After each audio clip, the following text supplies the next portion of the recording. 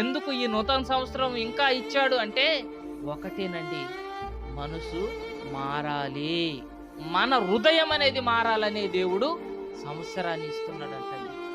మారు మనసు పొందుటకు నేను దానికి సమయం, అదేంటి సమయం అంటే ఏంటి? అది కాలం అండి.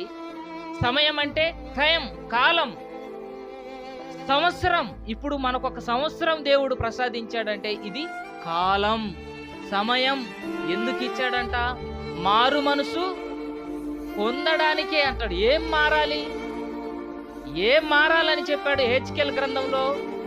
నూతన హృదయం నీలోనికి రావాలి, నూతన మనసు నీలోనికి రావాలంటే మనలోనికి ఏం రావాలి? నూతన హృదయం రావాలి.